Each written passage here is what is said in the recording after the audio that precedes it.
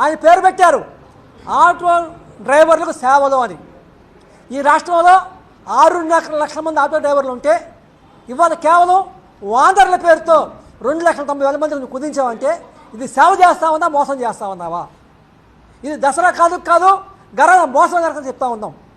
ఇవాళ ఏదైతే సూపర్ 6 హామీలు ఉన్నాయో భ్రష్టు పట్టించారో ఇవాళ సగం అమలు చేస్తూ కొన్ని అమలు చేయకుండా ఏదైతే మోసం చేశారో అదే పద్ధతిలో వాళ్ళ ఆటో కార్మికులు మోసం చేస్తూ ఉన్నాం. నిన్న అధికారం రాకముందు అందరికీ అమలు చేస్తా, గత ప్రభుత్వం కేవలం 2,90,000 మందికి ఇచ్చింది, నేను 6 లక్షల మందికి నేను ఈ పథకం ఇస్తా రకంగా రోజు చెప్పాం. ఇవాళ నువ్వు జగన్ బూట్లలో కాలు పెట్టి నడుస్తూ ఉన్నాం. జగన్ ఆ రోజు కొన్ని నిబంధనలు పెడితే దాన్ని అమలు చేసి ఈరోజు లబ్ధిదారుల సంఖ్య కుదిస్తూ ఉన్నావు.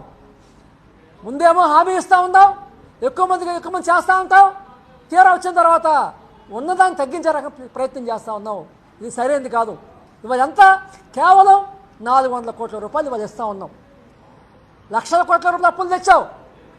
ఈ 15 నెలల కాలంలో 2 లక్షల కోట్ల రూపాయలు అప్పులు తెచ్చి ఆటో కార్మిక పథకానికి 400 కోట్లు ఇవ్వడానికి నువ్వు బాధపడతా ఉన్నావు.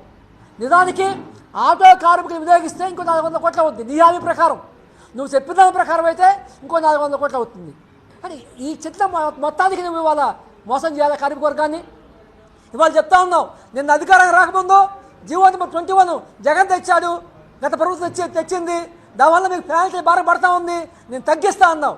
తగ్గించబోగా ఇవాళ నువ్వు పెనాల్టీ కడితేనే నీకు డబ్బులు ఇస్తా రకంగా లింక్ పెడతా ఉన్నావు. ఇది మోసం కాదా? కార్మిక వర్గాన్ని మోసం చేయడం కాదా? అదే రకంగా సంక్షేమ బోర్డు ఏర్పాటు చేస్తూ ఉన్నావు.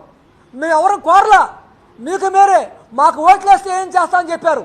ఇవాళ ఏం చేయకుండా కార్మిక వర్గాన్ని మోసం చేస్తూ సభ పెడతా ఉన్నాం. ఇది మోసగార సభ. ఇవాళ ఈ సభకి ఆటో కార్మికులు రాకపోతే బలవంతంగా ఎక్కిస్తూ ఉన్నాం, ఆటోలు తరలిస్తూ ఉన్నాం. పోలీసు వాళ్ళు, ఆర్టీఓ వాళ్ళు వీధుల్లో రోడ్డు మీదకి వచ్చి వస్తారా రకం తరలిస్తాం, మరి బెదిరిస్తూ ఉన్నారు. మరి జాన్ ఎక్కిస్తా ఉన్నారు, పేటల్లో మామూలు జాన్ ఎక్కి తీసుకెళ్తా ఉన్నారు. ఇలాంటి మాయిపూడి సభలు పెట్టడం కాదు. అభిమానం రావాలి కార్మిక వర్గానికి.